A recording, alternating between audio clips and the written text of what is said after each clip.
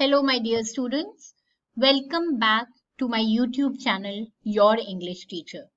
Today, we are going to study the chapter The Rat Trap by Selma Lagerlof. This is the fourth chapter of your Flamingo textbook for class 12. The Rat Trap is written by Selma Lagerlof, and it's a short story about an old, disillusioned peddler and a thief who is taken in and shown generosity by a young woman. Her kindness changes his bitter attitude towards life. So, before we go on to the chapter, let us learn something about the author Selma Lagerlof. She was born in Värmland in western Sweden and was the fifth child out of six. Her parents were upper class. In 1882, she attended a teacher's college in Stockholm, and in 1885, she became a teacher at the girls' secondary school where she liked to tell stories and parables to her students. In 1891, she published her first work, Gösta Berling's Saga. It was the most popular work, and in 1909, Swedish novelist Selma Lagerlof became the first female Nobel laureate for literature. So no doubt we can look forward to a beautiful story on the next pages. Let us understand what are the themes of the story. First theme that is taken up is that of human kindness. The Rat Trap is a short and almost fairy tale like of a story that centers around the transforming power of human kindness. An unnamed peddler of rat traps goes from seeing the world as one big rat trap and engaging in robbery to return his and engage in a robbery and then finally returns the stolen money and then proclaims himself free as a result of experiencing true kindness and generosity from Edna Manson on Christmas Eve. So when the story opens, the homeless peddler lives in a hard and opportunistic life in rural Sweden. He has never known kindness. Wherever he goes, he is welcomed with sour faces. And he finally finds joy in the fact that other people also suffer. It is down the line in the story that Edna Manson shows some kind of a human kindness and compassion on Christmas, that he has a change of heart. So the essential goodness in a human being can be awakened through understanding and love. In spite of everything, one must still believe that people are good at heart because kindness always begets kindness. The second is trust and cynicism. Now, when we talk about trust and cynicism over here, we need to understand the fact that in this chapter, the philosophy of life has been reiterated through the eyes of a rat trap seller. According to him, the world is nothing but a big rat trap that offers bait in the form of luxuries and pleasures. And when one gets caught in that rat trap, the moment he reaches for the bait, he is entrapped. This is fundamentally a very cynical worldview, one that the story ultimately undercuts by showing its limitations and offering an alternate philosophy of kindness. Though life can be harsh and cruel at times, the author means to say that if one has this wholly cynical approach towards life, it can lead to isolation and a lot of unhappiness. So instead, the story advocates for a more trusting worldview, and that takes human kindness into account and can build community between the people. Understand this. Coming to loneliness and companionship, in this you will find there are a number of characters and all of them are usually lonely. Each one of them looks forward to companionship and somebody to sit and talk to. So the peddler leads an incredibly lonely existence, and this affects him in very negative ways. It causes him a lot of unhappiness and bitterness, and he doesn't know how to get along with the world. It is just through kindness and companionship that he is able to come back and redeem himself. So let's look at the pages and understand them line wise. Once upon a time, there was a man who went around selling small rat traps of wire. He made them himself at odd moments from the material he got by begging in the stores or at the big farms. No one can imagine how sad and monotonous life can appear to such a vagabond, who plods along the road left to his own meditations. But one day this man had fallen into a line of thought, which really seemed to him entertaining. He had naturally been thinking of his rat traps when suddenly he was struck by the idea that the whole world about him, the whole world with all its lands and seas and cities and villages, was nothing but a big rat trap. It had never existed for any other purpose than to set baits for people. It offers riches and joys, and shelter and food, heat and clothing, exactly as a rat trap offered cheese and pork, and as soon as anyone let himself be tempted to touch the bait, it closed in on him, and then everything came to an end. So in these two pages, in these two paragraphs, we can see the fairy tale type of beginning of the chapter, once upon a time. And it's about the Rattrap Cellar who is leading a very sad and boring life. He's been referred to as the vagabond. He's also been referred to as the tramp in the next few paragraphs. There are a number of ways the author has chosen to describe and call him. So he is all the time preoccupied with his rat traps, which he builds by using different material from here and there. And when he is unable to spend enough of money by selling the rat traps, he also resorts to begging and even small thefts to keep his body and soul together. Okay?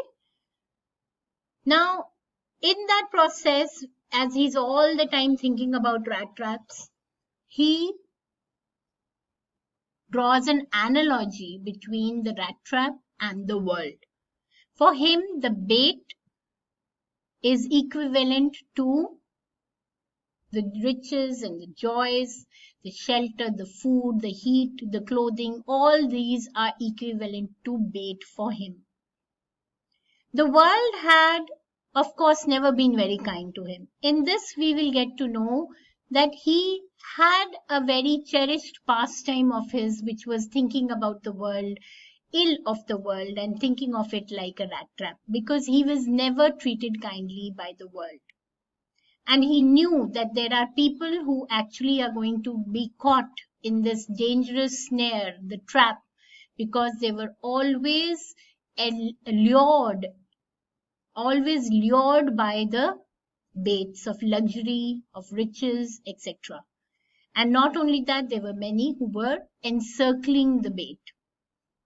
One dark evening, as he was trudging, see the terms that have been used here, walking slowly along the road, he went and knocked at the door of a crofter's house. He did not expect to be welcomed, because wherever he used to go, he was welcomed with sour faces. But the owner, the crofter, was very happy to have him as a companion, because he didn't have a wife or a child, and he found a companion in him and served him porridge, gave him a place to stay, and even played a game of cards with him, apart from giving him a tobacco roll to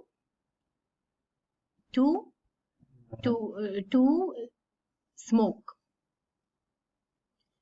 In this paragraph, we will find that the old man is so involved in this companionship that he is generous also with his secrets.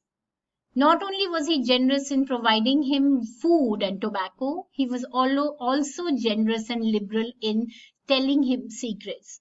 So he told him that he was used to work at the Ramsau Iron Works, but now he was not able to do day labor. So it was a cow whose milk supported him. On selling the cow milk, he had received 30 kroners. Now the stranger seemed incredulous, means that it seemed as if he did not believe the crofter. So what did the crofter do? He got up and he went to the window and took out the pouch and hung the pouch back on the nail and showed him the 10 kroner bills. When the Rattrap Cellar saw that, it acted as a bait.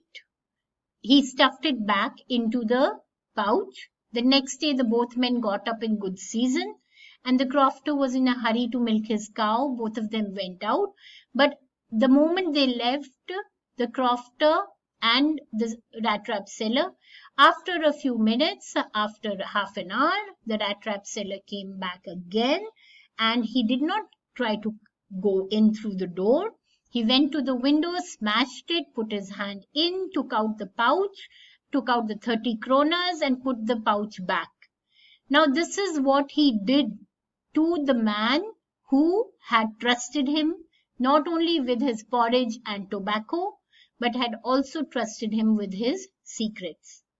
Now he knew that he had stolen the money, so he did not want to take the public highway.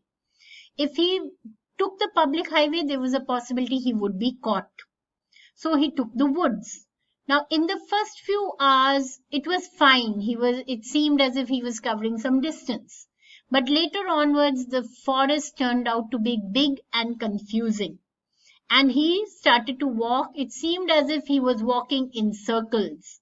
And then he realized that he had actually fallen into a rat trap, and the kroners, the 30 kroners of the crofter turned to be a bait. So he realized that now the whole forest was like an impenetrable prison from which he could not get out and ever escape. It was late in December and darkness was already descending over the forest. So he was very tired and he lied down on the ground. Just as he laid his head on the ground, he heard a sound, a regular thumping, and he realized it is the hammer strokes of an iron mill. And that iron mill was very nearby.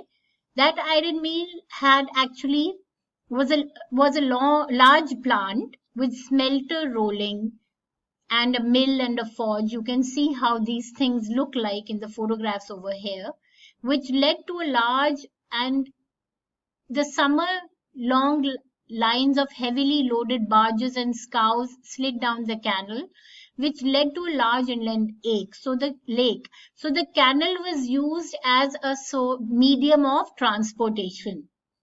And the coal dust had actually sifted down from the big charcoal crates. When this means that it was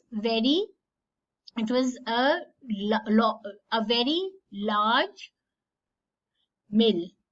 During one of the long dark evenings just before Christmas, there was a master smith and its helper. The helper sat in the dark forge near the furnace waiting for the pig iron that had been put in the fire to be ready to be put on the anvil. Now they were just sitting there, they were dripping with perspiration, and there he arrived. Who entered? The Rattrap Cellar. When the Rattrap Cellar entered there, it seemed as if there was a possibility they would object. But it was very usual for poor vagabonds to come there for the warmth of the furnace. That is why the blacksmiths only glanced casually and indifferently at the intruder, and they just allowed that dirty, ragged person to settle near the furnace on this cold winter night. He asked permission to stay, and the blacksmith nodded a haughty consent without even looking at him. The tramp didn't say anything either. He had not come there to talk, but he just wanted to warm himself and then leave in the morning. Now, Ramsau Mill at that time was owned by a very prominent iron master, whose greatest ambition was to ship out the good iron into the market. So he would come for regular rounds of inspection, and that night also he came. When he entered, the first thing that he noticed was this ragamuffin. Now, this is another term that has been used to describe the person in rags, that is a tramp. And then he saw that the furnace, due to the heat from the furnace, the steam was rising from his wet rags. The ironmaster did not follow the example of the blacksmiths. That means he did pay attention to them, whereas the blacksmiths had not. So he went up to him and he picked up his slouch hat, which was bent towards one side of the head, and he wanted to ask him who he was, and then he recognized him. And he said, "Oh God, it's you, Nils Olive. How do you look?" So it seemed as if the ironmaster knew the Rattrap Cellar. But the Rattrap Cellar had never, sorry, the Rattrap Cellar had never ever before seen the Ironmaster before. He did not even know what his name was. But he realized that this man has mistaken him as his old acquaintance. The Ironmaster has mistaken him, and therefore there's a possibility to help him. He might give him some money. So he did not undeceive him at once. He did not clarify that he is not Nils Olive. Yes, God knows things have gone downhill with me. That is what he ends up saying, the Rattrap Cellar. So he says that now that you have come to my iron mill, as a sense of pride, he wanted to help him. And he told him that, Nils Olive, you should not have resigned from the regiment. And maybe this would not have happened had I been there. So he wanted him to come to his house, and it was out of pride he wanted to call him to be on, and he put forward that idea to the Rattrap Cellar. Now the Rattrap Cellar could not even think of going to the manor because he knew that he was a culprit, he was a fugitive, he had stolen the money, and going there would be like stepping into the lion's den. It would be like giving yourself in. The ironmaster assumed that he felt, but what did the ironmaster think? That why was he not willing to come? Because of his miserable clothing. So he thought that, don't think my boys are abroad, Elizabeth is dead, so there's nobody over here that would judge you according to the clothes you wore. So it would be great to have company, as we do not have any company for Christmas. As we understand the theme of loneliness over here. The crofter was lonely, and so is the ironmaster. But the stranger said no and no again. He insisted that he doesn't want to go, but the ironmaster seemed as if he had given in. But the ironmaster took to his heels and he went back. So before that, he talked to the master blacksmith. The master blacksmith's name is Sternstrom. And he said to the master blacksmith that it looks like Nils Olive has decided to stay here. Nils Olive is also addressed with another name, Captain Von Stell. Both of them are the same person. But he laughed to himself as he went away, and the blacksmith, who knew his master very well, knew that the master will ultimately have his last word. That is, he will ensure that the Rattrap Cellar visits his house.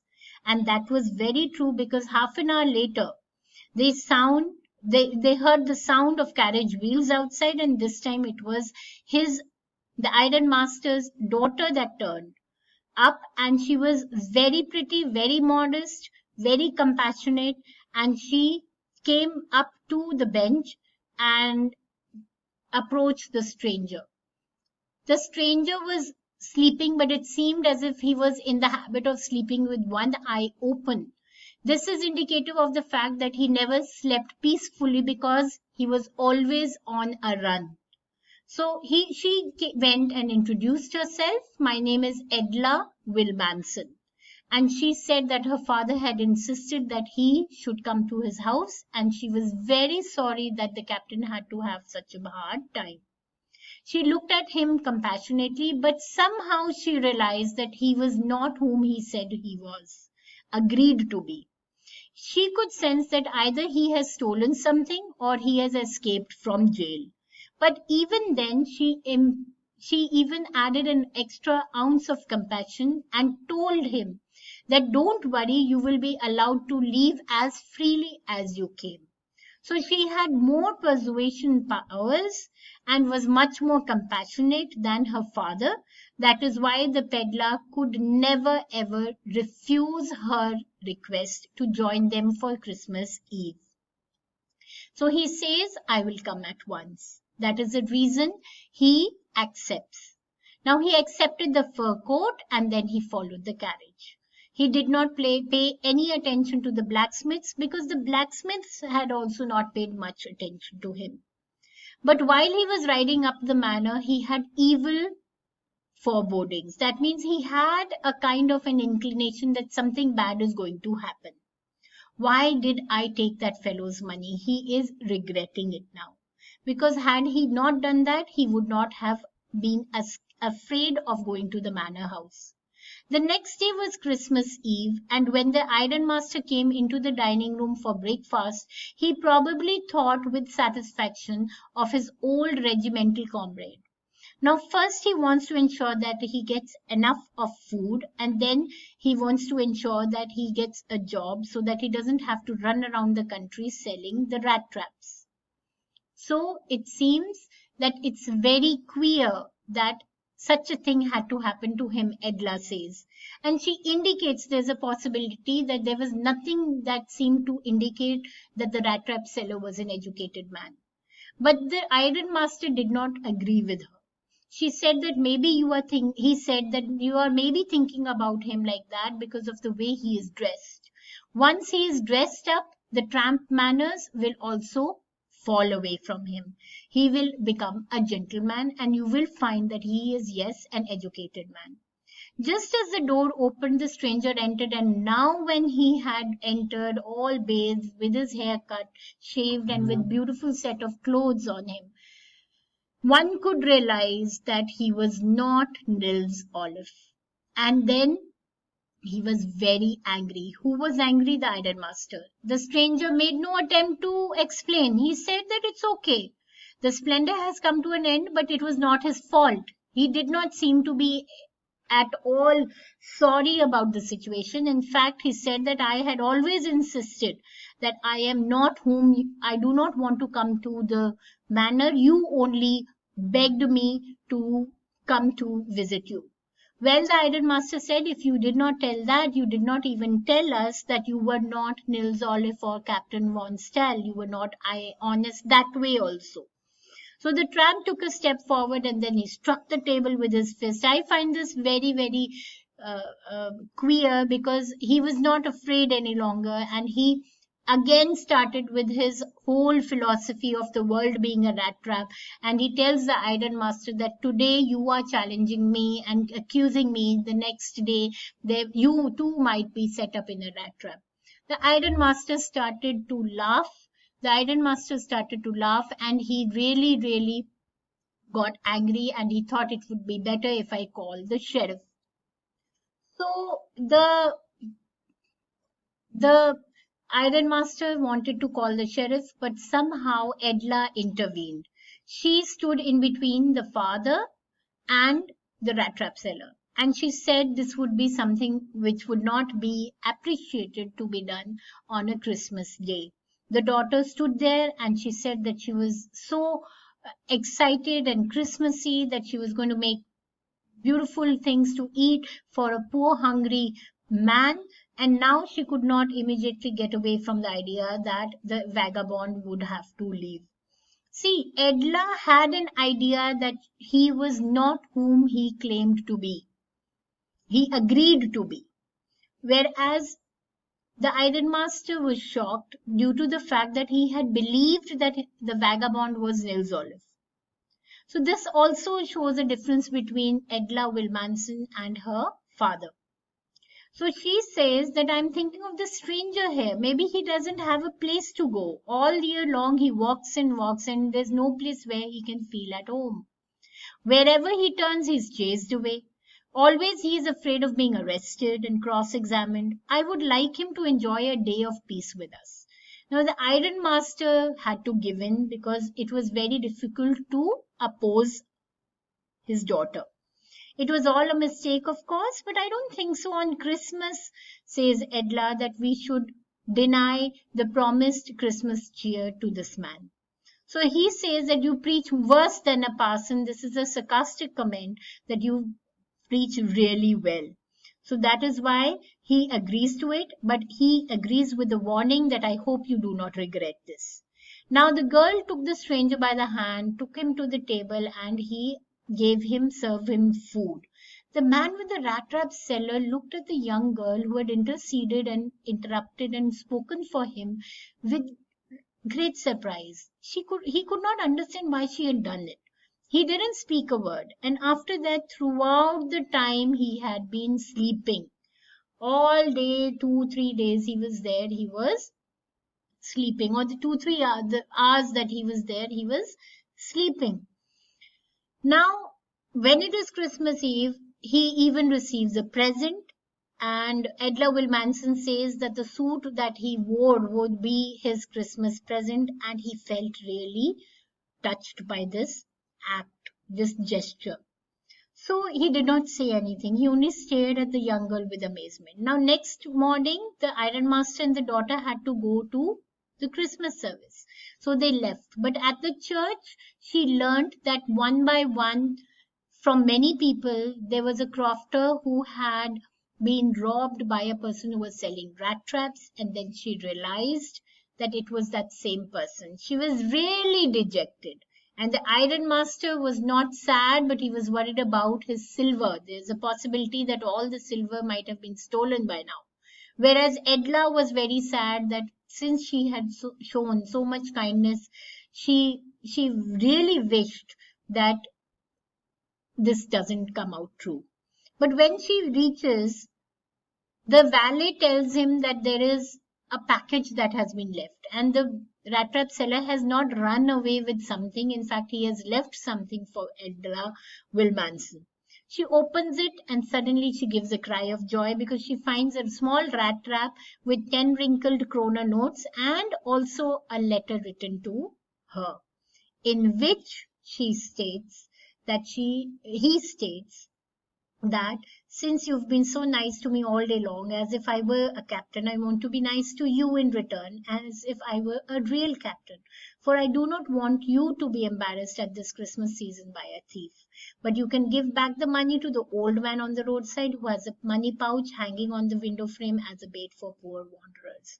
The rat trap is a Christmas present from a rat who would have been caught in the world's rat trap if he had not been raised to a captain, because in that way he got power to clear himself. Written with friendship and high regard, and he signed off as Captain Von Stahl. He signed off as Captain Von Stahl, returned the money to be given back to the crofter. Why did he do all of this? This was because he had been treated with great respect, compassion, and a lot of sympathy by Edla Manson. This was the first time that somebody who knew his true identity as a rat trap seller, even then he was treated with great reverence. It was what he receives that what he was giving back till now. This is the first time he has been received with sympathy and love and kindness. This is what he decides to give back to the world instead of his usual character. So here we find he goes and redeems himself. He turns a leaf and redeems himself, and he decides not to any longer be a thief and repay Edla for her kindness. So children, this is the chapter which ends over here. This is the whole chapter. We have just discussed it, and I hope you've understood it. The next chapter I'll be taking up is the next video I'll be taking up is the SEQs and the LAQs of this chapter. The text questions will also be taken up in a separate video. Do follow it. Do subscribe to my channel. Spread a word about it amongst your friends so that all can benefit from the chapter. Thank you so much. Have a wonderful day.